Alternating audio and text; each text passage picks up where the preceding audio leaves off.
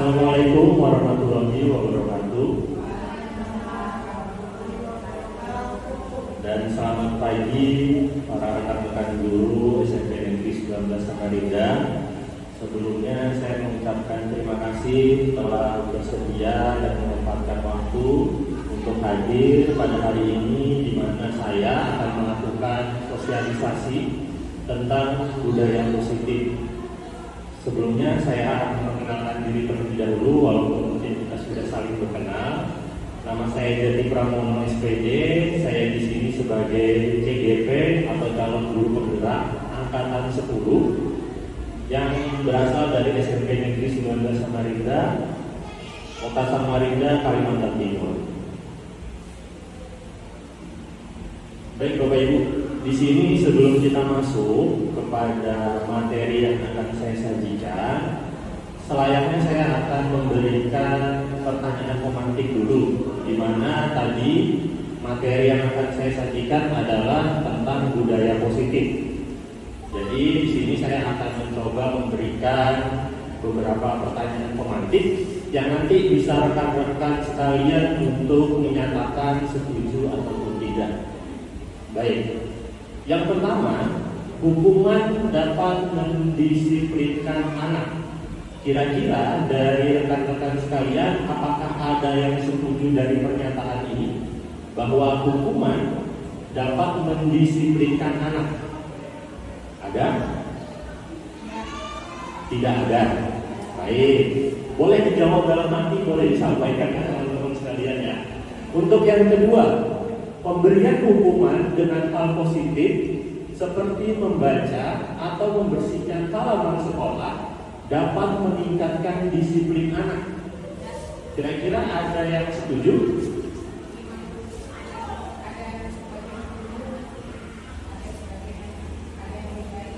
Oh baik, terima kasih Bu Estri. Jadi menurut Bu Estri, sekiranya ada sebagian yang setuju dari pernyataan ini, tapi 50%-nya mungkin ada yang lebih baik lagi yang bisa dilakukan ya. Baik, ada yang lainnya? Mungkin setuju Pak, saya setuju banget dengan pernyataan ini. Bu Sri, baik, Bu Sri setuju dengan pernyataan ini. Selain itu berarti tidak setuju ya? Oke, terima kasih. Sekarang kita lanjut ke pertanyaan yang ketiga atau pernyataan yang ketiga. Memberi penghargaan dapat meningkatkan motivasi belajar anak. Ketika guru memberikan penghargaan kepada murid, itu dapat meningkatkan motivasi belajar anak. Rata-rata setuju? Kalau boleh setuju?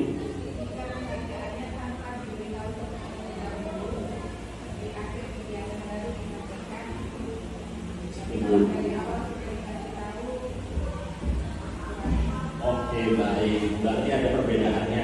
Rekan-rekan yang lain setuju dengan pernyataan ini. Bu Estri tadi ada beberapa hal yang harus diperhatikan. Baik, kita lanjut kepada materi yang akan saya sampaikan, yaitu topik yang akan saya sampaikan dalam materi ini. Yang pertama ada disiplin positif dan nilai-nilai kebajikan universal atau nilai-nilai kebaikan. Terus yang kedua, teori motivasi, hukuman dan penghargaan serta restitusi. Lalu yang ketiga ada keyakinan kelas. Yang keempat ada kebutuhan dasar manusia dan dunia berkualitas. Yang kelima ada restitusi, yang dimana dalam restitusi itu ada 5 posisi kontrol kita sebagai guru ataupun orang tua. Yang keenam ada restitusi lagi, yang dimana di dalamnya ada yang namanya kegiatan segitiga restitusi. Baik, kita akan membahas 6 materi tersebut. Saya akan langsung masuk. Di sini saya akan membahas yang pertama adalah disiplin positif dan nilai-nilai kebajikan universal atau nilai-nilai kebaikan.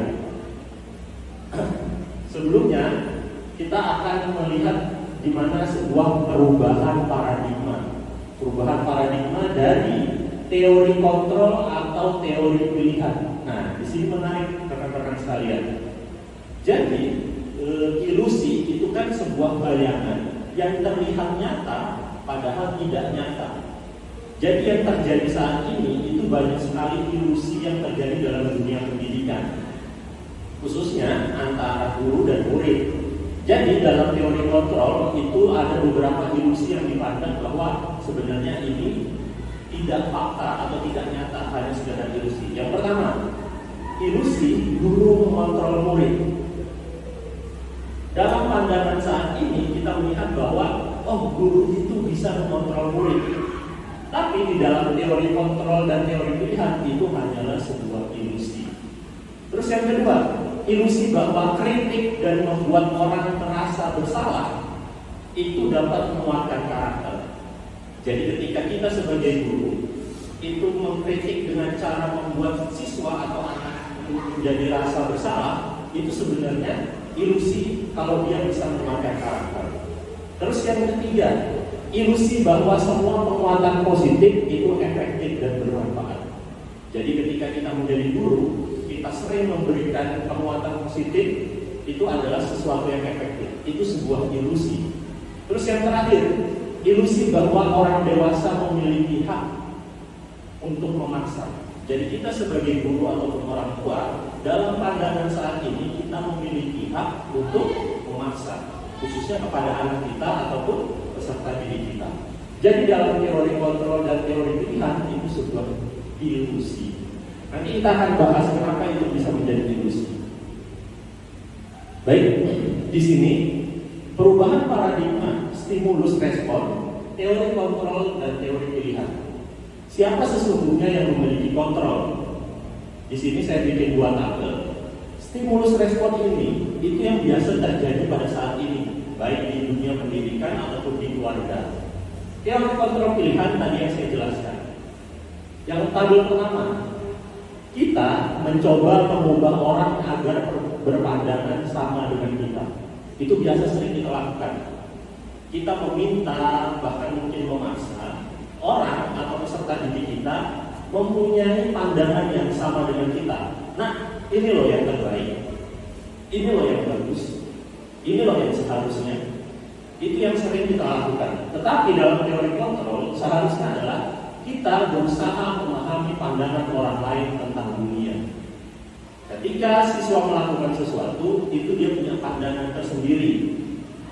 Ketika seseorang memutuskan sesuatu, itu punya pandangan sendiri, baik itu negatif ataupun positif.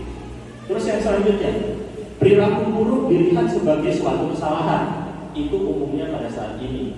Tapi dalam teori kontrol, semua perilaku memiliki tujuan. Jadi, ketika seseorang melakukan sesuatu perilaku negatif ataupun perilaku positif, itu pasti memiliki tujuan. Jadi bukan sekedarnya hanya melakukan, tapi dia pasti memiliki tujuan. Tujuannya apa saja? Nanti kita akan bahas lebih dalam lagi teman-teman. Selanjutnya, orang lain bisa mengontrol saya. Dalam teori kontrol atau teori pilihan, hanya kita sendiri yang bisa mengontrol diri kita sendiri. Jadi, ketika kita meminta siswa melakukan sesuatu, itu semua keputusan sebenarnya kembali kepada siswa. Seperti itu, rekan-rekan sekalian. Selanjutnya, saya bisa mengontrol orang lain. Dalam teori kontrol, Anda tidak bisa mengontrol orang lain. Kembali seperti yang tadi, kita sebagai guru atau sebagai orang tua sebenarnya tidak bisa secara langsung itu mengontrol anak ataupun peserta didik, karena sebenarnya semuanya itu kembali kepada dirinya masing-masing. Dan terakhir yang keempat, pemaksaan ada pada saat rujukan gagal. Dalam teori sebenarnya seharusnya adalah kolaborasi dan konsensus menciptakan pilihan baru. Jadi biasanya ketika kita menjadi orang tua atau guru, ketika kita memberikan sebuah pandangan dan anak tersebut tidak melakukan pandangan yang kita berikan, biasanya kita sedikit memaksa. Seperti, nah harusnya seperti ini, nggak bisa loh. Kalau nggak bisa berarti nilaimu jelek. Akhirnya ada sedikit paksaan. Ketika rujukan kita tidak bagus atau tidak dilakukan, ketika kita membujuk, nah harusnya kamu seperti ini. Oh tidak bisa pak, oh berarti nanti nilaimu jelek. Berarti itu bentuknya paksaan. Seharusnya adalah yang kita lakukan kolaborasi, yang dimana kita menciptakan pilihan-pilihan baru ketika masalah tersebut terjadi. Yang terakhir, model berpikir menang atau kalah. Sebenarnya yang terbaik adalah model berpikir menang dan menang. Jadi ketika ada perbedaan, baik itu sesama rekan sejawat, sesama guru dan siswa, bukanlah kamu harus mengikuti saya, pilihan saya adalah yang terbaik. Tidak. Yang harusnya terjadi adalah win-win solution atau model berpikir menang dan menang. Yang artinya mencari jalan tengah dari sebuah kolaborasi. Baik. Kira-kira di sini bisa dilanjut, teman-teman? Bisa? Baik ya. Ya, di sini saya akan jabarkan beberapa gambaran dari tabel diagram ini. Yang di sini disiplin positif adalah materi umumnya. Kita membahas tentang teori kontrol, teori pilihan dari Dr. William Glasser. Kita akan bahas dari sebelah kanan. Realitas kebutuhan kita berbeda-beda. Kita berusaha memahami pandangan orang lain tentang dunia. Setiap orang memiliki gambaran yang berbeda-beda. Seperti yang saya sampaikan tadi, setiap orang itu memiliki pandangan berbeda-beda. Setiap orang mempunyai pemikiran yang berbeda-beda terhadap situasi yang dia alami. Lalu turun menjadi 5 kebutuhan dasar manusia. Di sini 5 kebutuhan dasar manusia itu ada bertahan hidup, penguasaan, kasih sayang dan rasa diterima, serta kesenangan dan kebebasan. Di sini akan lanjut untuk yang di sebelahnya, yaitu model berpikir menang dan menang seperti yang saya sampaikan tadi, di mana ketika kita menghadapi sebuah perbedaan, yang dilakukan adalah berpikir menang dan menang atau win-win solusi. Selanjutnya kolaborasi dan konsensus. Jadi ketika kita menghadapi perbedaan, yang kita lakukan adalah kolaborasi, bukanlah pemaksaan. Nanti di sini akan turun menjadi 5 posisi kontrol. Yang pertama, posisi kontrol penghukum, posisi kontrol pembuat rasa bersalah, yang ketiga posisi teman, yang keempat pemantau, dan yang terakhir manajer. Di sini nanti saya akan bahas satu persatu bagaimana kita sebagai guru harus menempatkan posisi kontrol kita. Dan ketika kita mempunyai posisi kontrol manajer, maka kita harus melakukan segitiga restitusi, yaitu menstabilkan identitas, validasi kebutuhan, dan menanyakan keyakinan. Lanjut di tabel sebelahnya. Semua perilaku mempunyai tujuan. Nah, tujuan ini bisa berasal dari motivasi ekstrinsik dan juga motivasi intrinsik. Motivasi ekstrinsik itu biasanya yang pertama untuk menghindari hukuman. Itu biasanya motivasi ekstrinsik. Yang kedua untuk mendapatkan imbalan ataupun reward. Jadi ketika seseorang melakukan sesuatu, itu biasanya karena takut dihukum atau karena dapat imbalan. Tapi ada juga motivasi intrinsik. Nah, motivasi intrinsik ini biasanya untuk menghargai diri sendiri. Misal, saya ingin melakukan ini karena saya mau menjadi seseorang yang lebih baik. Itu namanya motivasi intrinsik. Terus di situ ketika orang memiliki motivasi intrinsik, biasanya mereka sudah memiliki nilai-nilai kebajikan yang mereka pahami atau nilai-nilai kebaikan yang mereka pahami.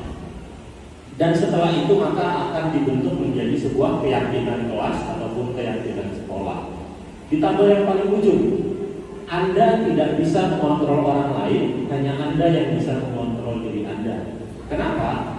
Belajar kontrol diri dengan menggali potensi kita agar tercapai tujuan yang mulia, yaitu sesuatu yang menjadi seseorang yang kita inginkan berdasarkan nilai-nilai yang kita hargai. Jadi sebenarnya ketika kita sudah mempunyai kontrol diri, kita itu memahami nilai-nilai kebaikan, tujuan hidup yang kita punyai, sehingga kita tidak bisa dikontrol oleh orang lain. Yang terjadi adalah kita bisa menciptakan solusi-solusi baru dari apa yang kita saling pahami. Baik, itu dari tabel yang saya sampaikan. Kita lanjut. Nah, di sini yang agak sedikit membuat fakta yang berbeda. Apakah makna disiplin?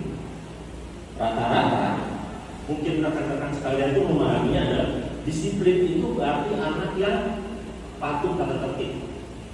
Disiplin itu berarti anak yang taat sama tata tertib. Sebenarnya disiplin itu berasal dari bahasa Latin yang artinya yang kata-katanya adalah disiplina, yang artinya adalah belajar. Jadi disiplin itu bukan patuh, tapi berasal dari kata Latin yaitu belajar. Makna asal dari kata ini berkonotasi dengan disiplin diri dari murid-murid Socrates atau Plato.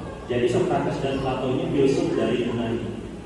Disiplin diri membuat orang menggali potensinya menuju sebuah tujuan apa yang dia hargai. Jadi ketika orang paham dengan disiplin diri, berarti dia belajar, bukan patuh, tapi belajar bagaimana menggali potensi diri untuk mencapai tujuan apa yang mau dan apa yang dia hargai saat ini. Namun, ini yang menarik teman-teman sekalian, namun dalam budaya kita saat ini, makna kata disiplin itu telah sedikit berubah atau bergeser menjadi sesuatu yang dilakukan seseorang pada orang lain untuk mendapatkan kepatuhan. Kita mungkin sering dengar ya, ini anak-anak kelas 7 tidak disiplin karena tidak mau piket sesuai jadwalnya. Padahal dalam pengertian seharusnya disiplin itu bukan kepatuhan tadi, tapi bentuknya adalah belajar. Baik, tadi kita sudah masuk di pengertian disiplin, jadi kita mungkin sudah bisa mendapatkan gambaran baru bahwa disiplin itu apa, sehingga nanti tidak menjadi pemahaman yang berbeda. Nah, ini tadi yang saya sebutkan, ada namanya nilai-nilai kebajikan atau nilai-nilai kebaikan. Secara universal, nilai-nilai kebajikan itu adalah sifat-sifat positif manusia dan sifat-sifat tersebut lintas bahasa, suku, bangsa, serta agama. Jadi nilai-nilai kebaikan ini tidak terpatok pada hanya suku saja, suku si A saja, suku si B saja, tapi sifat-sifat baik atau nilai-nilai kebajikan ini berlaku untuk universal. Beda agama, beda suku, beda ras, beda lokasi, seperti itu. Nah, untuk saat ini dalam pembelajaran atau dunia pendidikan kita, maka nilai-nilai kebajikan itu berada pada profil pelajar Pancasila. Jadi untuk dunia pendidikan di Indonesia sekarang, kita bisa mempunyai indikator nilai-nilai kebajikan itu berasal dari profil pelajar Pancasila. Yang pertama, beriman bertakwa kepada Tuhan Yang Maha Esa dan berakhlak mulia, mandiri, bernalar kritis, berkebinekaan global, bergotong royong dan kreatif. Jadi ini menjadi patokan kita, apa sih bentuk-bentuk nilai kebajikan yang terjadi atau yang ada saat ini. Tadi kita sudah bahas, sekarang lanjut kepada materi yang kedua, yaitu tentang teori motivasi, hukuman dan penghargaan serta restitusi. Baik Bapak Ibu, di sini ada namanya teori motivasi perilaku manusia. Yang pertama, motivasi eksternal itu untuk menghindari ketidaknyamanan atau hukuman. Kira-kira rekan-rekan sekalian pernah tidak merasakan menemui siswa yang ketika dia patuh atau dia berperilaku positif hanya ada pada saat kita berada di sekitarnya? Pernah ya? Contoh, mungkin teman-teman juga pernah merasakan, oh anak ini memasukkan bajunya ketika ada gurunya saja. Tapi ketika di kantin, ketika tidak ada gurunya, maka bajunya dikeluarkan kembali. Nah, ini biasanya itu bentuknya adalah karena takut dimarahi atau takut mendapatkan hukuman. Jadi daripada dia tidak nyaman, daripada dia dihukum, udah lebih baik saya patuh saja. Tapi ketika tidak ada faktor guru tadi, maka dia akan kembali lagi mengeluarkan bajunya. Jadi motivasi eksternal ini salah satunya adalah takut hukuman atau ketidaknyamanan, itu tidak mengikat. Jadi nanti ketika siswa itu berada pada kondisi di tempat lain, maka dia akan kembali seperti yang dia pahami. Karena di sini dia tidak mengerti kenapa saya harus memasukkan baju. Yang kedua, untuk mendapatkan imbalan. Nah, ini biasanya juga ada. Oh, siswa ini hanya mau melakukan sesuatu karena saya beri coklat. Tapi ketika saya tidak beri coklat, maka siswa ini tidak berperilaku seperti yang seharusnya. Itu pengertian dari motivasi eksternal yang kedua. Yang terakhir ada motivasi internal rekan-rekan sekalian, yaitu di mana untuk menghargai diri sendiri. Yang dimaksud, saya akan menjadi orang seperti apa. Jadi, motivasi ini itu adalah kesadaran diri anak. Oh iya, saya melakukan ini karena saya punya tujuan ini. Saya melakukan ini karena saya mau menjadi orang yang seperti ini. Saya mau menjadi anak yang berbakti kepada orang tua, makanya saya harus membantu orang tua. Saya ingin menjadi anak yang sukses, makanya saya harus rajin belajar. Itu tanpa faktor yang lain, maka dia punya kesadaran diri sendiri. Waktunya belajar, dia akan belajar karena dia tahu saya ingin menjadi apa, saya harusnya seperti apa. Lanjut. Di sini ada merdeka menurut Ki Hajar Dewantara. Merdeka itu artinya tidak hanya terlepas dari perintah, tetapi juga cakap buat memerintah diri sendiri. Biasanya kita sebagai individu itu patuh ketika diperintah saja. Tapi ketika sudah tidak ada perintah tersebut, biasanya kita lalai, sehingga kita tidak mengingatkan diri kita sendiri. Contoh, ketika menggunakan helm pada saat berkendara, oh karena tidak ada polisi, sudahlah, nggak apa-apa tidak pakai helm. Nah, seperti itu ya. Jadi merdeka itu bukan hanya pada saat kita terlepas dari sebuah perintah, tapi juga bagaimana kita bisa cakap untuk memerintah diri kita sendiri. Nah, di sini juga yang menarik teman-teman sekalian. Jadi bentuk penghargaan itu juga bisa menjadi sebuah hukuman. Awalnya, ketika kita ingin memberi sebuah penghargaan, itu sebenarnya juga berdampak menjadi sebuah hukuman. Yang pertama, hukuman yang dimaksud dari sebuah penghargaan itu adalah pengaruh jangka pendek dan jangka panjang. Jadi, dalam pemberian penghargaan itu mempunyai pengaruh yang pendek dan juga pengaruh yang jangka panjang. Jangka pendeknya apa? Jangka pendeknya, anak-anak atau peserta didik kita melakukan itu karena motivasinya adalah mendapatkan penghargaan. Jangka panjangnya, dia tidak akan melakukan itu ketika tidak lagi mendapatkan penghargaan. Jadi dia akan kembali kepada perilaku aslinya. Jadi jangka panjangnya dia tidak memiliki kesadaran. Terus yang kedua, penghargaan itu menghukum. Contoh, ketika kita memberikan penghargaan pada 1-2 individu, sedangkan di dalam kelas itu ada 25-30 peserta didik, maka sisa dari anak-anak kita yang tidak diberikan penghargaan itu akan merasa bahwa oh yang saya buruk, oh yang saya belum baik, oh yang saya tidak positif, saya seperti itu. Karena hanya beberapa saja yang diberikan penghargaan. Jadi secara tidak langsung yang tidak mendapatkan penghargaan tadi merasa seperti dihukum. Penghargaan mengurangi ketepatan karena biasanya penghargaan ini kita lihat adalah ketika anak itu sudah dapat mencapai satu titik. Tapi kita tidak pernah biasanya melihat secara detail bagaimana prosesnya. Jadi pemberian penghargaan itu biasanya kurang tepat atau mengurangi sebuah ketepatan. Penghargaan juga tidak efektif dan penghargaan juga bisa merusak hubungan. Karena biasanya takutnya hanya individu-individu itu saja yang akan selalu berulang mendapatkan penghargaan. Selanjutnya, penghargaan menurunkan kualitas dan penghargaan mematikan kreativitas. Jadi ketika anak tersebut ingin mencapai sesuatu karena ingin dapat penghargaan, terkadang inovasi-inovasi baru tadi akan tidak mereka laksanakan karena yang dia tahu saya harusnya seperti ini. Tapi inovasi-inovasi baru yang mungkin bisa lebih baik tidak akan mereka pikirkan. Dan yang terakhir, penghargaan mengurangi motivasi intrinsik.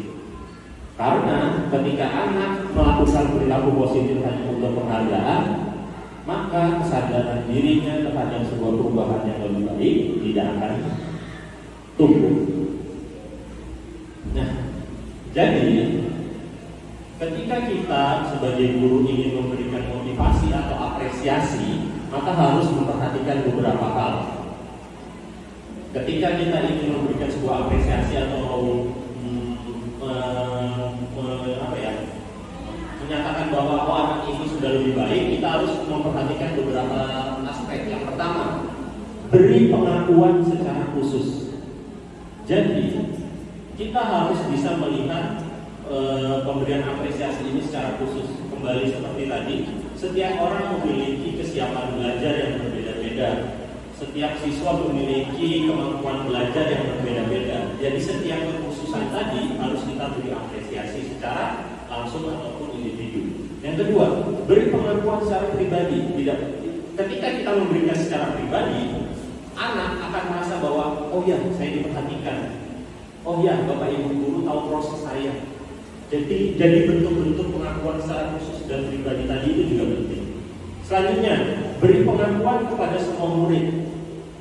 Kembali kepada proses yang tadi, semua orang punya proses yang ada yang pelan, ada yang cepat. Jadi harus diberikan secara bergantian. Jangan hanya saja yang anak ini cepat sekali belajarnya, dia terus yang kita berikan. Tidak. Terus beri pengakuan secara konsisten. Jangan setahun sekali, jangan sebulan sekali. Tapi setiap kita bertemu, kita lihat perubahannya, maka setiap itulah kita memberikan sebuah apresiasi. Walaupun perubahan-perubahan kecil. Oh ya nak, ini bajunya sudah masuk tapi sebelah kanan aja. Yang sebelah kirinya baru besok sudah bisa mulai dimasukkan. Jadi semuanya udah bajunya masuk. Jadi perubahan-perubahan kecil itu yang tadi akan membentuk siswa merasa bahwa oh ya, saya diapresiasi dengan baik. Terus yang terakhir adalah fokus pada proses. Ketika kita berfokus pada tujuan, maka proses-proses kecil tadi tidak akan kita lihat. Padahal mungkin anak tersebut sudah melakukan sebuah lompatan-lompatan positif walaupun kecil. Sedikit demi sedikit dia sudah ke arah yang lebih baik. Baik, saya akan lanjut. Nah, di sini saya ingin mengajak rekan-rekan sekalian untuk terlibat untuk menilai apakah ini bentuknya hukuman atau apakah ini bentuknya konsekuensi. Jadi di sini saya menggambarkan beberapa pernyataan. Kira-kira misalnya yang pertama ini adalah bentuk hukuman atau konsekuensi. Kita coba ya. Oke. Boleh ditulis dulu, boleh langsung dijawab juga boleh. Mencatat 100 kali di dalam buku kalimat saya tidak akan terlambat lagi atau terlambat lagi karena dia terlambat sekolah. Boleh dihafal, boleh ditulis di kertas. Jawaban yang pertama ini kira-kira apa? Hukuman atau konsekuensi? Hukuman. Ada yang jawab konsekuensi teman-teman? Bu Sri aja. Baik, oke. Mayoritas ini bentuknya hukuman. Tadi Bu Sri menjawabnya ini bentuknya konsekuensi. Oke, nanti kita akan lihat hasilnya. Jadi boleh teman-teman catat benar atau tidak saya. Yang kedua, lari mengelilingi lapangan basket 2 kali karena terlambat hadir di sekolah. Ada yang, oke, ada yang jawab konsekuensi. Bu Sri konsekuensi lagi. Ada yang jawab hukuman. Oke, baik. Mayoritas hukuman lagi. Ini Bu Sri lumayan agak berbeda. Oh, siapa tahu memang tepatnya itu. Murid diminta untuk push up 15 kali karena tidak menggunakan masker. Hukuman atau konsekuensi? Hukuman. Baik, ada yang konsekuensi? Oh, Bu Sri sekarang hukuman. Baik, kalau begitu lanjut. Menggantikan kertas tugas teman yang telah dicoret-coret. Konsekuensi. Baik, sekarang mayoritas konsekuensi. Lanjut, membersihkan tumpahan air di meja tulis karena tersenggol. Konsekuensi. Baik, terima kasih. Selanjutnya, murid disuruh untuk tidak mengenakan sepatu seharian karena dia tidak menggunakan sepatu hitam. Ada yang jawab konsekuensi?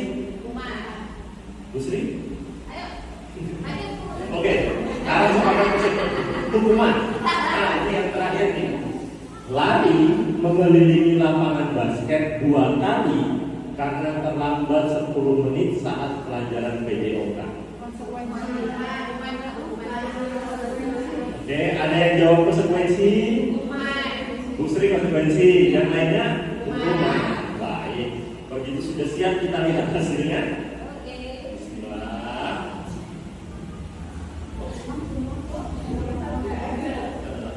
Oke, kayaknya terhapus itu. Jadi yang di sini tulisannya hukuman, ya, yang di sini hukuman, yang di sini konsekuensi, di sini konsekuensi, yang di sini hukuman, yang terakhir ini konsekuensi, hukuman, konsekuensi.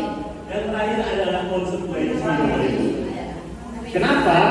Karena dia masih berhubungan dengan mata pelajarannya. Seperti itu. Karena olahraga, dia menghukumnya lari, lapangan basket, jadi bentuknya seperti pemanasan. Seperti itu. Tapi ketika dia telat, tapi dihukumnya adalah misalnya membersihkan lapangan, itu yang dia tidak berhubungan dengan apa yang di dalam. Baik, seperti itu. Paham yang Bapak Ibu? Ya.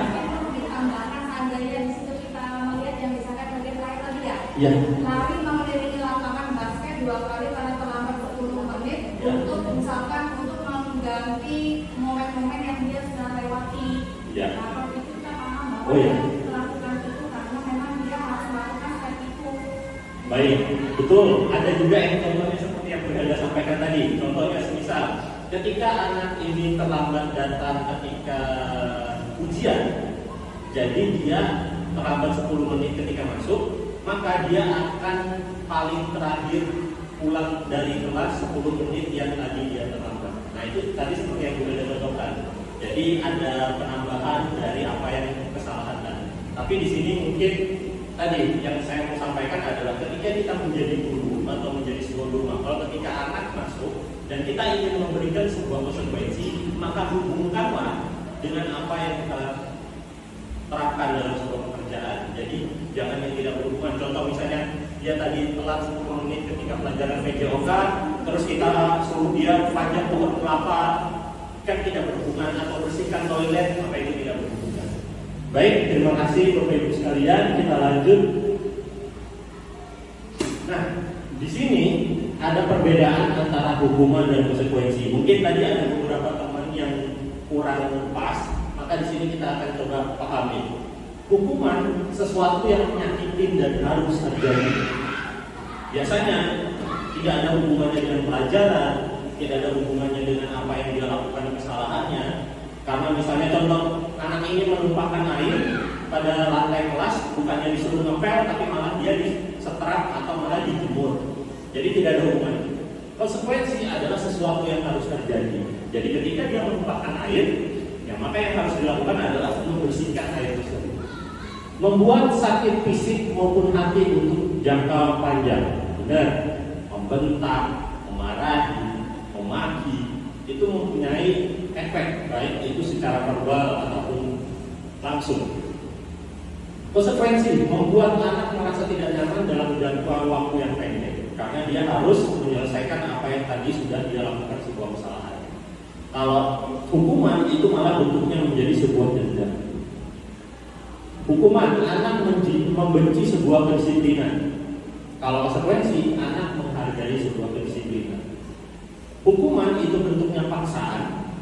Kalau konsekuensi bentuknya stimulus atau tanggapan. Jadi apa yang dari dia lakukan itu bentuknya stimulus. Untuk hukuman, mendorong anak menyakiti diri sendiri, ya bisa menjadi malu, minder. Tapi konsekuensi, mendorong anak agar mudah menyesuaikan diri. Jadi ketika anak ini harusnya datang tepat waktu, maka seharusnya dia akan menyesuaikan diri untuk tepat datang pada waktunya.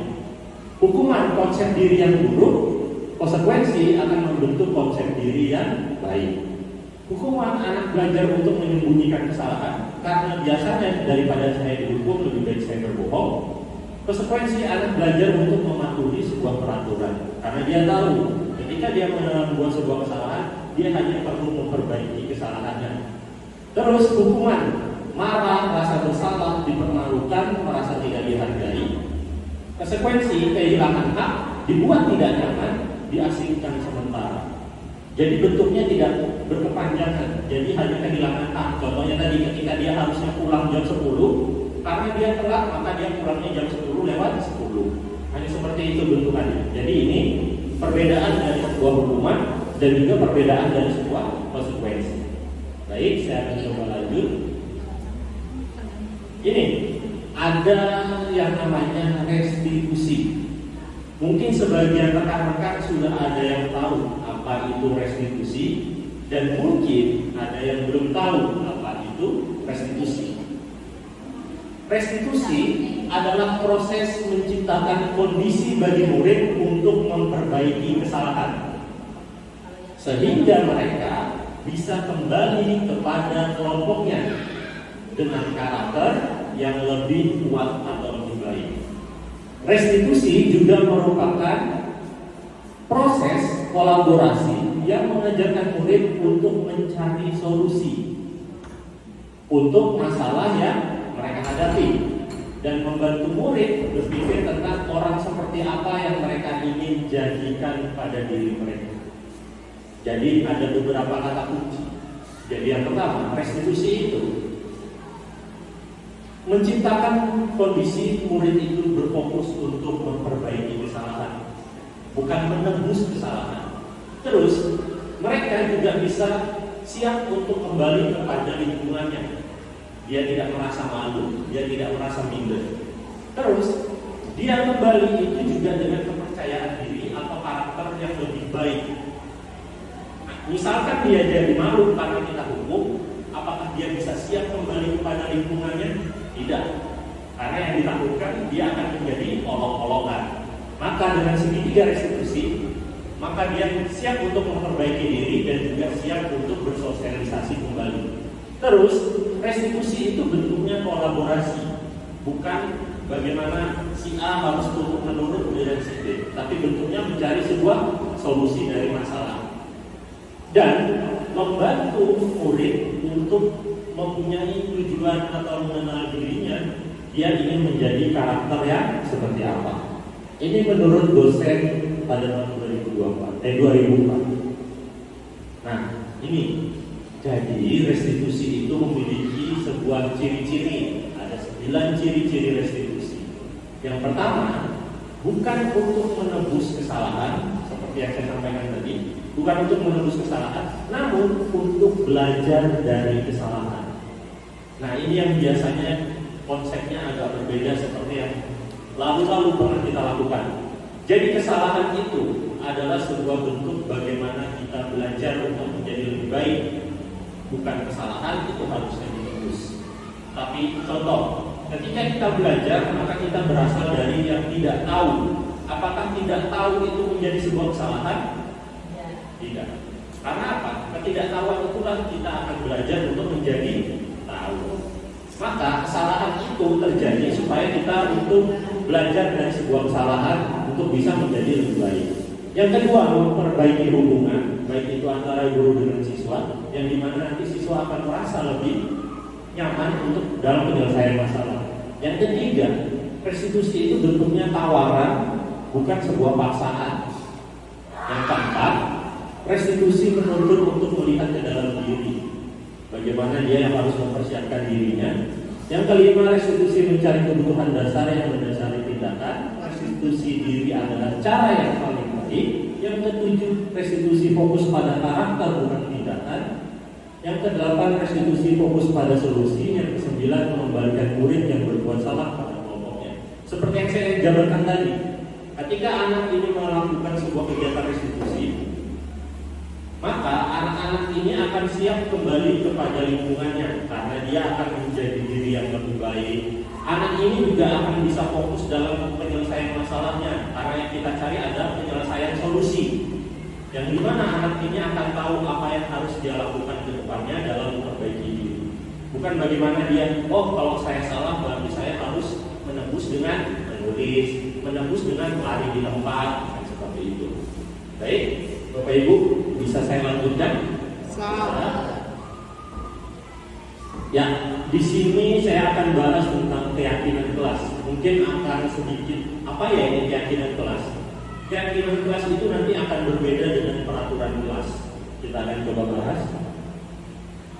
Nah, di sini, mengapa tidak peraturan saja?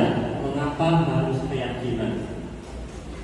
Di sini ada pertanyaan, mengapa kita memiliki peraturan harus menggunakan pelot bila mengendarai kendaraan roda 2? Kira-kira ada yang tahu? Supaya C.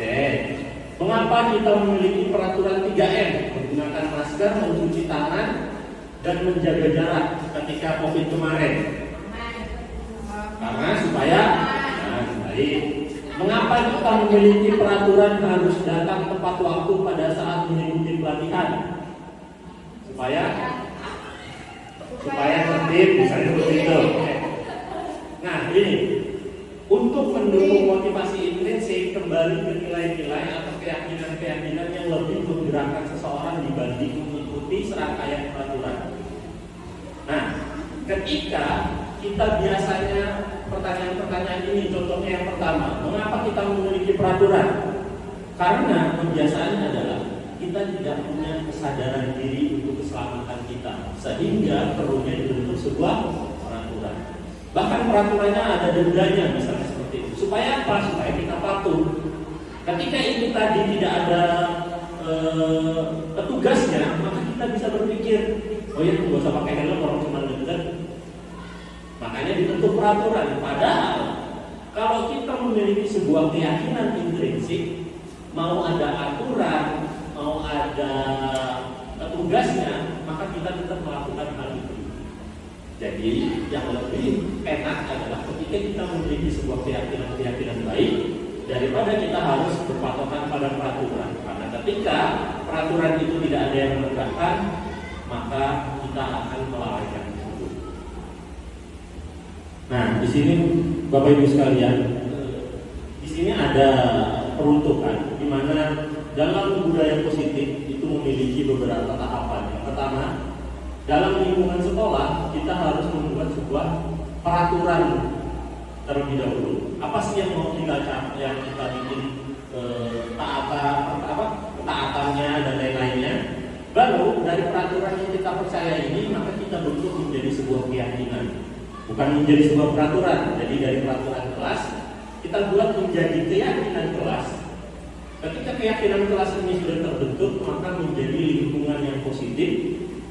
Setelah lingkungan sekolah yang positif ini terbentuk, maka akan menjadi sebuah budaya positif. Jadi awalnya dari peraturan kelas yang ingin kita buat, baru kita sajikan menjadi sebuah keyakinan kelas, lalu menjadi lingkungan positif dan akan menjadi sebuah budaya positif dalam sekolah kita. Nah, ini Bapak Ibu, ini hanya sebuah contoh. Yang mana yang merupakan keyakinan kelas menurut Bapak Ibu? Keyakinan kelas atau kesepakatan kelas?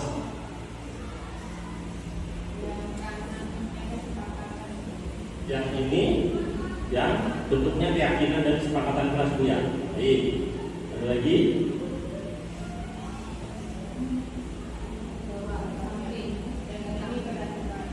Yang kiri peraturan. Baik. Yang kanan bentuknya kesepakatan kelas atau keyakinan kelas. Yang kiri peraturan. Ada lagi yang punya pendapat lain? Sepakat? Baik. Jadi kalau dilihat dari sini ada sedikit perbedaan, sehingga tadi rekan-rekan berpikir bahwa yang ini adalah peraturan, yang ini adalah keyakinan kelas. Jadi perbedaannya adalah dua-duanya adalah keyakinan kelas. Ada tidak yang membuat ini kenapa menjadi dua-duanya keyakinan kelas? Ada sedikit perbedaan dari biasanya peraturan yang kita sering lihat. Baik, betul sekali Bu, ada yang melibatkan guru dan murid. Itu betul salah satu contoh sebuah kesepakatan murid dan keyakinan kelas. Karena itu harus melibatkan murid dan guru. Ada lagi yang signifikan perbedaannya, yang biasa dari peraturan-peraturan yang sering kita lihat. Ada yang tahu? Kayaknya udah perasaan.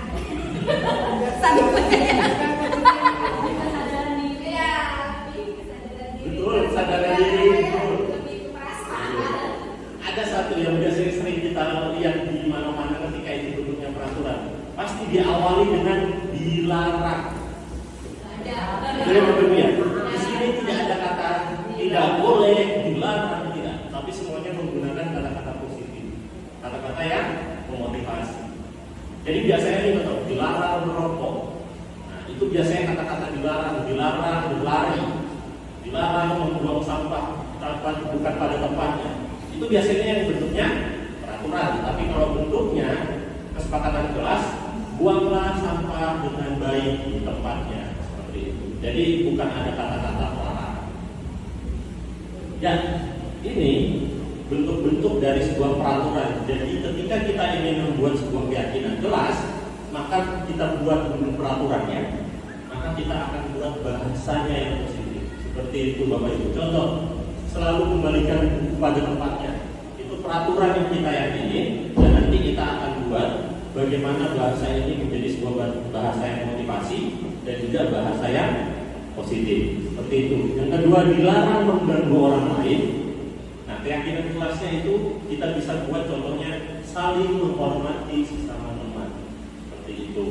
Terus yang kedua, hadir di sekolah 10 menit sebelum pembelajaran dimulai. Maka bahasa-bahasa yang kita lakukan adalah bisa menggunakan bahasa-bahasa yang positif. Oke, lanjut. Di sini kita akan membahas tentang kebutuhan dasar manusia dan dunia berkualitas. Jadi Bapak Ibu, kenapa saya sajikan ini juga? Karena ini akan berhubungan dengan kenapa sih murid atau siswa itu melakukan sebuah perilaku yang positif dan juga perilaku yang negatif. Baik. Nah, Bapak Ibu, di sini ada 1, 2, 3, 4, 5. Ada 5 kebutuhan dasar manusia yang mungkin Bapak Ibu sudah pahami ataupun belum pahami. Yang pertama ada namanya bertahan hidup.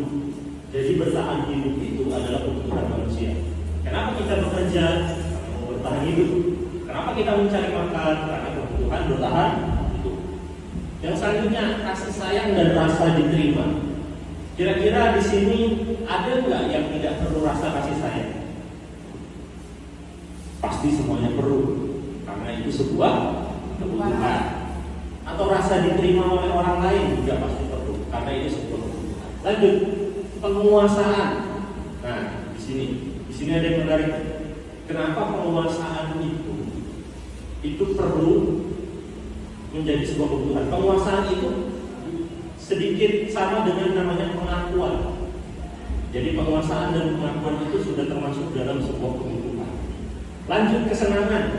Pasti namanya kita mungkin bekerja, kebutuhan selanjutnya adalah sebuah kesenangan. Dan yang terakhir, kebebasan. Itu juga menjadi sebuah kebutuhan kita. Di sini akan saya coba kasih lagi tabelnya. Nah, di sini mungkin rekan-rekan sekalian bisa menjawab seperti yang tabel sebelumnya. Nanti saya akan jabarkan jawabannya. Untuk tabel yang pertama, pernyataannya, aku hebat kan? Bisa bikin ibu guruku kejar aku. Penguasaan. Baik, ada yang lain dari 5 kebutuhan dasar tadi. Tadi Bu Rustina sudah jawab, itu penguasaan. Aku hebat kan? Bisa bikin ibu guruku kejar aku. Ada yang merasa bahwa enggak, itu kayaknya kebutuhan hidup ya, bertahan hidup. Ya? Oke, lanjut. Aku bosan belajar mewarnai terus di dalam kelas. Kebebasan. Baik, terima kasih. Ada yang lain? Hidup sama. Baik. Lanjut. Ibu guru tidak menyapaku hari ini, padahal aku pakai jepit rambut baru.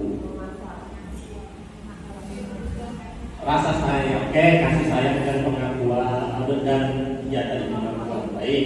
Terima kasih Bu Estri. Lanjut lagi. Ibu guru bilang aku tidak boleh bersenandung sewaktu mengerjakan tugas. Katanya kelas harus tenang, tidak ada suara. Kan enggak seru. Kebebasan. Lanjut. Aku bosan. Masa belajarnya cuma gitu-gitu aja. Dengerin ibu guru aja. Ini kebutuhan apa ini?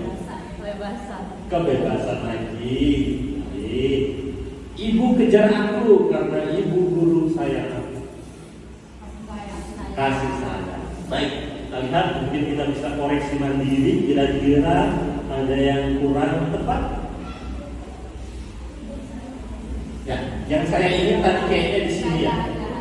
Di sini ya. Jadi Kenapa di sini? Karena tadi anaknya pengen mengeksplor dirinya, tapi dilarang. Jadi kesenangannya tertahan. Jadi yang terjadi dia ngedumel tadi. Seperti itu ya, Ibu. Jadi kita harus bisa melihat beberapa kebutuhan dasar manusia, khususnya pada peserta didik. Karena ketika kebutuhan dasar manusia tadi tidak tercapai, maka itulah biasanya akan membentuk perilaku yang negatif, supaya dia ingin mencapai kebutuhannya. Nah, ini juga yang seru, Ibu, di mana kita menjadi seorang guru itu memiliki 5 posisi kontrol.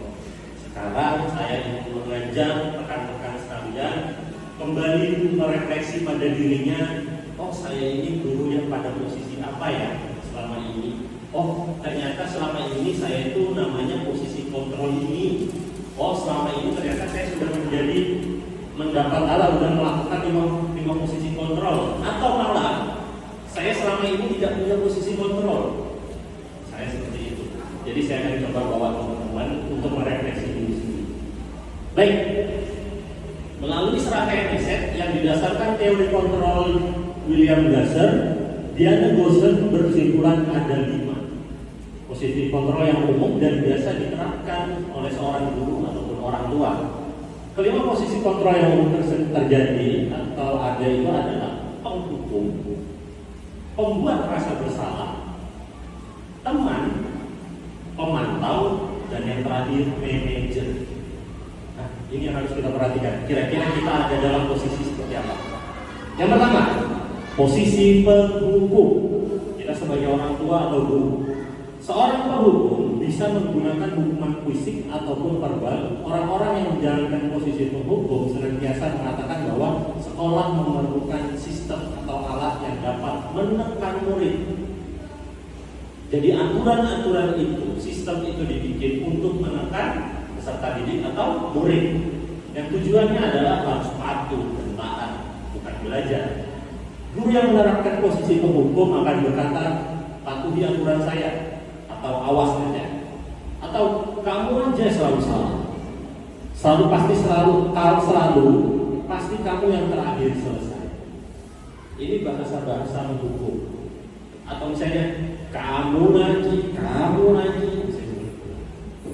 Saya seperti itu ya Bapak Ibu ya. Mungkin kita pernah mendengar itu, walaupun bukan dari kita. Nah, ini yang namanya posisi penghukum. Mungkin bisa kita refleksi apakah kita termasuk atau tidak. Yang kedua, pembuat merasa bersalah. Nah, ini juga nih biasanya nih sering kita lihat atau malah kita lakukan. Pada posisi ini biasanya guru akan bersuara lembut, tidak kasar seperti yang tadi. Pembuat merasa bersalah akan menggunakan keheningan yang membuat orang lain merasa tidak nyaman atau merasa bersalah.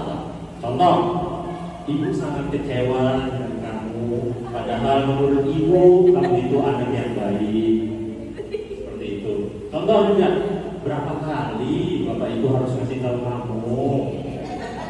Atau gimana coba kalau orang tua itu tahu apa yang kamu lakukan sekarang? Atau misalnya gini, kan bapak ini sudah pernah bantu kamu, masa kamu nggak bisa menolong bapak? Jadi ini biasa ya. Ini kan saya mencontohkan. Ini adalah bentuk pembuat merasa bersalah. Ya, mungkin saya pun pernah melakukan itu. Jadi, oh ya, saya dalam posisi seperti ini. Di posisi ini, murid akan memiliki penilaian diri yang buruk. Jadi dia merasa, ya saya anak yang buruk nih, ngecewain orang tua. Oh ya, saya anak yang gak baik nih, ngecewain bapak ibu guru saya. Jadi yang kita tanamkan dalam diri peserta didik adalah, oh iya, saya yang jelek, saya yang buruk, perilaku saya gak baik. Sehingga dia merasa bahwa dia mengecewakan orang-orang yang disayanginya. Ini mungkin juga sering dan beberapa kali dahulu saya lakukan. Lanjut. Nah, ini teman. Nah, ini mungkin juga khususnya bagi kami guru BK biasanya posisi teman ini pernah dan bisa dilakukan dalam tanda konselingnya. Jadi guru pada posisi ini tidak menyakiti murid, namun akan tetap berupaya mengontrol murid. Posisi teman pada guru bisa negatif ataupun positif. Jadi bisa negatif ataupun positif, di mana tergantung dari penerapannya. Positif di sini berupa hubungan yang baik terjalin antara guru dan murid. Guru di posisi teman menggunakan hubungan baik dan humor untuk mempengaruhi seseorang. Nah, biasanya ini yang sering kita coba aja bercanda nih supaya anaknya yang awalnya mungkin emosi, yang awalnya mungkin marah, bercanda, atau supaya ini sebuah awal pendekatan nih supaya bercanda seperti itu. Ayolah bantu demi bapak, itu contohnya. Kata-kata yang sering dilakukan. Ayo ingat tidak bantuan bapak selama ini, gitu. Atau ya sudahlah, kali ini tidak apa-apa. Nanti bapak bantu, tapi nanti coba kedepannya jangan diulangi.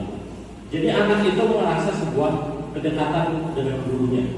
Tetapi efek negatifnya adalah ketika dengan guru lain, anak ini tidak akan berperilaku positif. Karena yang dia tahu, dia merasa dekat hanya satu dan dua guru tadi yang menerapkan namanya teman. Tapi ketika guru lain yang tidak menerapkan metode teman tadi atau posisi kontrol teman tadi, dia akan kembali kepada perilakunya. Nah, ini pemantau. Pemantau ini biasanya juga sering dan awam lah kita lakukan.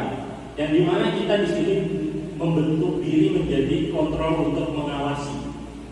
Jadi patokannya itu adalah aturan sekolah dan kita bentuknya mengingatkan, hey, itu aturan sekolahnya sepatunya harus hitam. Jadi kita bentuknya peneguran dan mencatat. Nah, itu bentuknya pemantau. Jadi kita semuanya kembali kepada aturan tanpa negosiasi apapun. Apa yang telah kamu lakukan, apakah sudah sesuai dengan aturan, itu biasanya sering disampaikan. Dan ini adalah posisi terakhir, yaitu posisi manajer.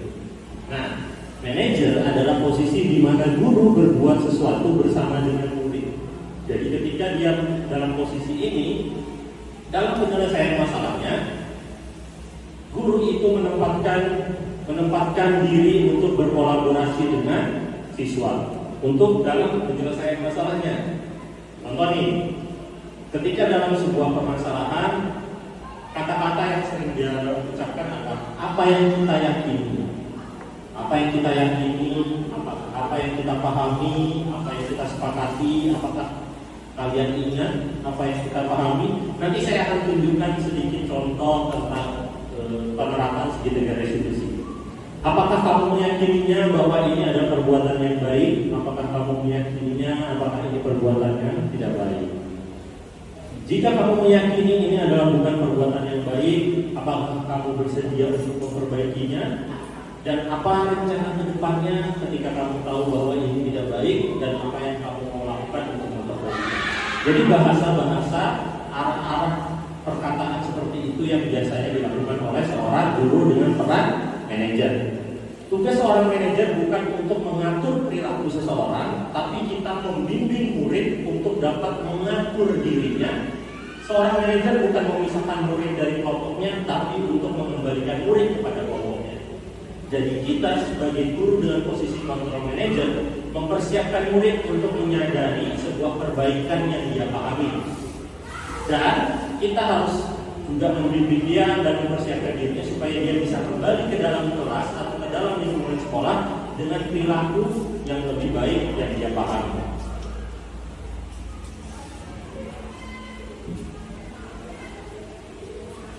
Nah, di sini ada tabel begitu, yang mungkin sedikit agak panjang. Jadi di sini ada tabel yang membahas tentang 5 posisi kontrol. Di sini kita bahas yang di atas adalah kontrol dari luar tapi sukses, kontrol dari dalam tapi tidak sukses. Nah, di sini itu berhubungan dengan motivasi. Jadi untuk dua tabel ini adalah motivasi ekstrinsik, sedangkan ini adalah motivasi intrinsik. Di sini ada beberapa motivasi yang dilakukan siswa. Yang pertama adalah menghindari hukuman, mengharapkan imbalan, dan juga menghargai diri sendiri, seperti pembahasan kita yang di awal. Di sini akan ada kata-kata, ada guru berbuat, guru berkata, hasilnya apa, kaitannya dengan dunia berkualitas apa, muridnya akan berkata apa, dan dampak pada murid. Kita akan bahas satu persatu ya. Dari kita sebagai posisi kontrol penghukum. Baik, ketika kita menjadi penghukum, biasanya yang kita lakukan atau guru perbuat adalah menghardik, menunjuk-nunjuk, menyakiti. Maka guru akan berkata, kamu tidak melakukannya, awas ya, rasakan ya, nanti kamu tidak naik kelas ya, nilaimu akan buruk ya, seperti itu. Terus hasilnya adalah kebanyakan siswa akan memberontak dan menyalahkan orang lain, bahkan dia akan berbohong untuk menghindari hukuman tadi. Murid meletakkan guru di luar dunia yang berkualitas. Dia tidak akan menganggap bahwa ini adalah dunia yang lebih baik. Murid berkata, biarkan saja, nanti juga marah-marah lagi. Artinya, murid berpotensi untuk mengulang, karena dia tahu paling dimarah-marahin lagi juga. Gak apa-apa lah, paling cuma marah-marah, seperti itu. Dampak pada murid adalah mengulangi kesalahan. Lanjut, ketika kita menjadi posisi kontrol membuat rasa bersalah, yang kita lakukan adalah berceramah dan mengatakan seharusnya seperti ini sebagai anak, atau ibu kecewa dengan kamu yang ibu tahu kamu itu anak yang baik. Guru berkata kamu seharusnya sudah tahu, ibu gelap sekali mengatakannya, misalnya seperti itu. Hasilnya anak-anak tersebut akan menyembunyikan kesalahannya, menyangkal bahkan berbohong. Lalu murid berkata juga, maafkan saya, tapi tanpa sebuah kesadaran yang lebih baik. Dan dampak pada murid adalah merasa rendah diri, seperti yang saya bahas tadi. Ketika kita dalam posisi kontrol, membuat orang yang merasa bersalah, yaitu anak-anak akan menjadi merasa bahwa dirinya tidak baik. Terus, ketika kita menjadi posisi teman, kita guru berbuat seperti membuat alasan-alasan untuk muridnya, atau melakukan sebuah pembenaran-pembenaran pada muridnya. Guru berkata, ayolah lakukan demi ibu, atau masa kamu tidak mau, ingat pernah ibu bantu, seperti itu. Jadi dia merasa bahwa ini timbal balik seperti sebuah pertemanan. Hasilnya anak-anak tersebut akan tergantung pada beberapa guru saja. Kesadarannya tidak akan ke semua guru. Terus murid akan berkata, saya pikir bapak atau ibu teman saya, ternyata begitu. Biasanya ketika kita tidak bisa mengakomodir, dia akan merasa bahwa ibu bukan teman saya karena ibu tidak membantu saya. Dampak pada murid lemah, tidak mandiri dan tergantung pada diri kita. Lalu untuk pemantau itu menghitung dan mengukur. Jadi sesuai kembali kepada aturannya. Hasilnya siswa bisa menyesuaikan diri, tapi hanya bila ketika kita awasi. Tapi ketika kita tidak ada pada sekitar siswa itu akan kembali kepada perilaku yang negatifnya. Murid akan berkata berapa banyak bintang yang akan saya dapat, atau berapa halaman yang harus saya tulis. Jadi dia merasa bahwa ketika melakukan sesuatu itu adalah efeknya dihukum ataupun dikasih reward. Dampak pada murid menitik beratkan pada sanksi atau hadiah. Nah, ini yang terakhir untuk manajer. Biasanya guru akan berbuat mengajukan pertanyaan-pertanyaan, lalu guru akan berkata apa yang kita yakini, apa yang bisa kau kerjakan untuk memperbaiki masalahnya. Jadi semuanya dikembalikan kepada pemahaman murid. Hasilnya murid akan membuat sebuah penguatan pribadi atau kesadaran dirinya. Murid akan berkata, bagaimana caranya saya bisa memperbaiki keadaan. Dan dampaknya adalah siswa dapat mengevaluasi diri dan bagaimana tahu menyadari akan bagaimana yang akan dilakukan ke depannya. Nah, ini biasanya kata-kata yang akan disajikan oleh beberapa posisi kontrol tadi. Ada yang membuat merasa bersalah, menghukum, teman, pemantau, manajer, serta penghukum kembali. Ini masuk pada materi terakhir, yaitu tentang segitiga restitusi. Baik, segitiga restitusi ini menjadi 3 bagian, yaitu di mana yang pertama adalah menstabilkan identitas, yang kedua validasi kebutuhan, dan yang ketiga menanyakan keyakinan. Jadi ini prosesnya yang akan dilakukan dalam pengentasan masalah. Yang pertama tadi, menstabilkan identitas. Jadi kita memahami bahwa setiap orang pasti pernah melakukan kesalahan, atau kamu bukan satu-satunya yang pernah melakukan kesalahan. Jadi yang dimaksud adalah kita menstabilkan identitas mereka bahwa Mereka bukanlah menjadi orang yang bersalah satu-satunya. Mereka bukanlah menjadi orang yang mempunyai kesalahan yang luar biasa yang tidak bisa diperbaiki. Lanjut, validasi kebutuhan. Di sini, validasi kebutuhan tadi, setiap perilaku manusia itu biasanya mempunyai alasan, dan alasan tersebut berdasarkan dari pemenuhan kebutuhan yang perlu dia capai. Entah itu kebutuhan dasar disayangi, entah itu kebutuhan dasar bertahan hidup dan lain-lainnya. Contoh pertanyaannya, kamu tentu punya alasan mengapa melakukan itu. Yang artinya itu kita kembalikan kepada anak tersebut melakukan kesalahan karena apa? Anak tersebut melakukan itu karena ingin memenuhi kebutuhannya apa?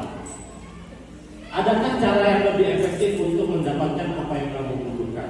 Itu biasanya yang kita harus lakukan ketika kita menerapkan segitiga restitusi, yaitu mengembalikan. Contoh, ketika anak ingin mencapai kebutuhan kesenangan, mungkin yang ketika dia bermain pukul-pukulan dengan botol minuman, itu adalah tujuan yang dia mau capai adalah kebutuhan kesenangan. Nah, ketika kita tahu itu adalah sebuah kesalahan atau ketidakbaikan, maka yang kita lakukan adalah adakah cara yang lebih baik atau efektif untuk mendapatkan kesenangan. Jadi siswa itu kita kembalikan untuk berpikir kembali untuk mencapai sebuah kesenangan, ada nggak cara yang lebih baik. Lanjut, menanyakan keyakinan.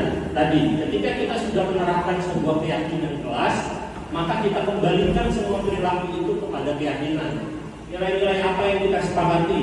Bisa menghormati orang lain, menghargai teman. Kalau kamu ingin menjadi orang yang seperti apa? Ketika dia melakukan sebuah kesalahan, kita kembalikan itu. Dia ingin menjadi orang yang seperti apa? Saya ingin menjadi anak yang sukses. Kita kembalikan, kalau mau jadi anak yang sukses, kira-kira dengan kamu tidur selalu malam dan telat untuk berangkat sekolah, apakah itu adalah cara menjadi orang yang sukses? Itu kita kembalikan. Seperti itu ya rekan-rekan sekalian. Nah, di sini untuk membuat anak merasa gagal karena berbuat salah menjadi positif, itu biasanya guru akan berkata seperti ini, Bapak Ibu. Salah satu contohnya akan saya jabarkan adalah berbuat salah itu hal yang manusiawi. Jadi anak tersebut akan merasa bahwa saya salah itu wajar, tapi saya harus memperbaiki diri. Jadi dia tidak merasa bahwa dia akan gagal, dia akan tidak sukses karena dia sudah berbuat salah. Lanjut, di sini validasi kebutuhan. Guru biasanya akan berkata bahwa kamu bisa saja melakukan hal yang lebih buruk, tapi kamu tidak melakukannya. Atau kamu pasti punya alasan mengapa melakukannya. Jadi anak merasa bahwa dipahami akan kebutuhan-kebutuhannya. Saya butuh rasa kasih sayang. Jadi di dalam kelas saya cari perhatian dengan misalnya ribut, dengan misalnya bermain, supaya saya diperhatikan oleh Bapak Ibu guru saya. Tapi disitulah kita harus bisa memahami. Salah satunya dengan validasi kebutuhan. Yang terakhir, menanyakan keyakinan kelas atau keyakinan sekolah. Jadi ketika mereka melakukan sebuah perilaku negatif, kita kembalikan keyakinan-keyakinan kita yang sudah telah kita sepakati. Misalnya, ketika dia ingin menjadi orang yang sukses seperti yang saya sampaikan tadi, apakah dengan perilaku tersebut akan mencapai sebuah kesuksesan yang dia tuju?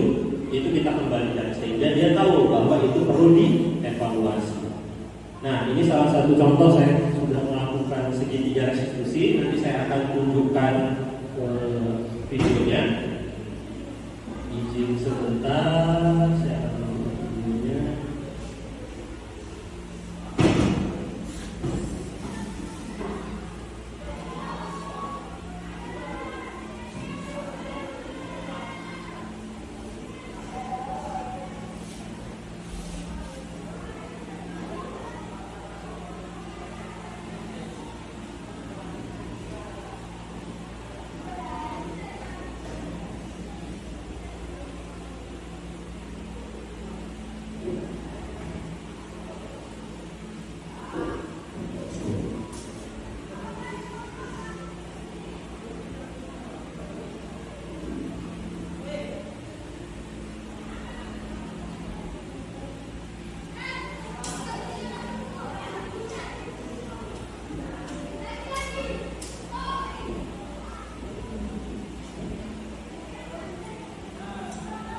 Bapak Ibu, ini saya akan coba tunjukkan ketika saya praktik tentang pengelolaan sedikit restitusi.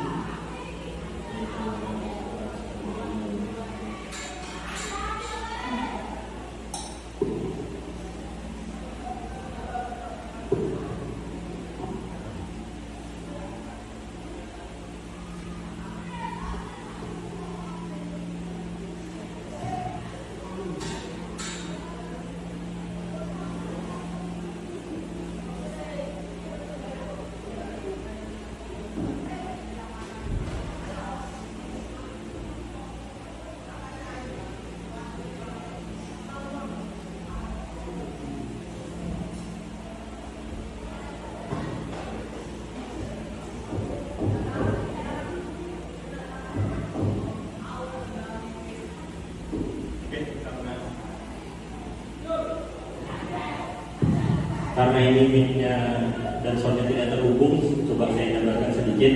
Jadi di sini anak ini memiliki atau membuat sebuah perilaku yang salah, yaitu izin dengan gurunya ke toilet, tapi sebenarnya yang dia lakukan adalah pergi ke kantin untuk makan dan minum. Nah, jadi di sini yang saya lakukan adalah menanyakan kenapa dia melakukan itu. Lalu saya coba menstabilkan identitasnya dulu dengan menyatakan bahwa saya pun pernah salah, bukan hanya dia saja, tapi semua orang pernah salah, dan saya di sini menerapkan untuk membantu dia dalam penyelesaian masalah, bukan untuk menyalahkan. Lalu setelah itu saya menanyakan apa alasannya. Akhirnya dia menjabarkan bahwa alasannya dia lupa sarapan dan dia tidak membawa tumbler. Jadi ketika kehausan karena dia mau izin ke kantin tapi tidak enak dan dengan gurunya, maka yang dia lakukan adalah izin ke toilet supaya bisa ke kantin. Setelah itu yang saya lakukan, saya kembali menyatakan bahwa apa yang dia yakini, keyakinan kelasnya seperti apa, maka yang dia yakini adalah dia harus menjadi anak yang jujur dan juga mengikuti proses pembelajaran dengan baik. Lalu saya juga menanyakan setelah dia sadar dengan keyakinan kelas itu, sekiranya apa yang akan dia lakukan selanjutnya.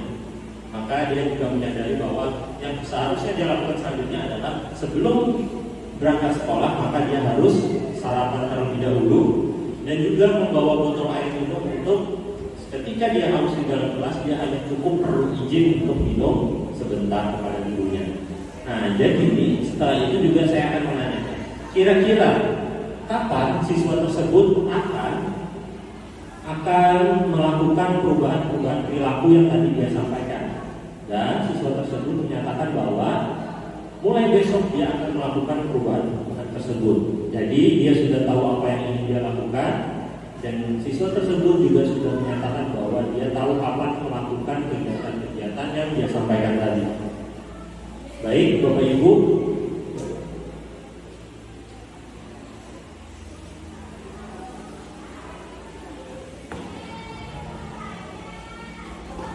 itu tadi contoh yang saya sajikan tentang bagaimana penerapan segitiga restitusi. Di sini akan masuk pada materi terakhir dan juga sudah selesai. Maka di sini saya membutuhkan refleksi dari rekan-rekan sekalian. Paling tidak satu orang yang akan bisa menyampaikan refleksi tersebut, apa yang akan dirasakan atau hal baru apa yang mengubah paradigma Bapak Ibu setelah mendapatkan materi tadi. Terus perasaan apa yang muncul selama mengikuti sesi ini, khususnya memaknai tentang disiplin tadi. Lalu peran AMOM seperti apa yang selama ini telah dilakukan. Terus saya akan menjadi AMOM atau guru seperti apa ke depannya. Jadi dari 4 refleksi ini bisa satu orang menyatakan semuanya dan juga bisa bergantian.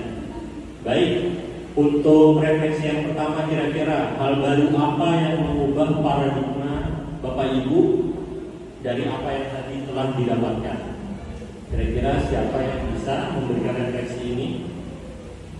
paradigma baru apa yang didapatkan ketika sudah mendapatkan materi tadi? Ada yang bisa ingin menyampaikan? Boleh?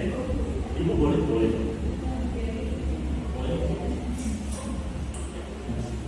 Terima kasih Pak Jadi. Jadi untuk refleksi boleh mewakili diri sendiri, nanti mungkin ada ibu-ibu lain yang menyampaikan. Tadi paradigma baru yang dipahami, yang jelas saya merasa tercerahkan dari pengertian disiplin positif selama ini yang dipahami seperti tadi itu, bahwa harus disiplin itu taat mengikuti aturan, ternyata merupakan proses belajar yang harus kita pahami bahwa menerapkan disiplin tidak instan, tetapi ada prosesnya dari belum menjadi sudah itu melewati proses, sehingga penanganannya pun berikutnya nanti juga akan mengalami perubahan. Jadi itu yang bisa saya sampaikan. Terima kasih. Terima kasih banyak Bu Estri. Ternyata alhamdulillah sudah sedikit ada yang bisa kita lakukan sebuah perubahan dalam pemahaman kita. Baik, ada lagi kira-kira Bapak Ibu dari tempat refleksi ini mungkin satu orang saja mewakili, kira-kira mau memilih yang mana. Yang kedua itu refleksi yang mau saya tanyakan, perasaan apa yang muncul selama mengikuti sesi ini? Itu pertanyaan yang kedua. Atau peran Among seperti apa yang selama ini telah Bapak Ibu lakukan, dan peran Among seperti apa yang mau Bapak Ibu lakukan? Tadi kan ada yang posisi kontrol. Kira-kira selama ini ada yang menyampaikan, oh saya dalam posisi kontrol seperti ini Bapak Ibu, dan saya kedepannya mau menjadi yang seperti ini. Kira-kira. Atau ingin menyampaikan saja perasaan apa yang Bapak Ibu rasakan saat mengikuti proses pengujian materi. Kira-kira ada yang mau menyampaikan?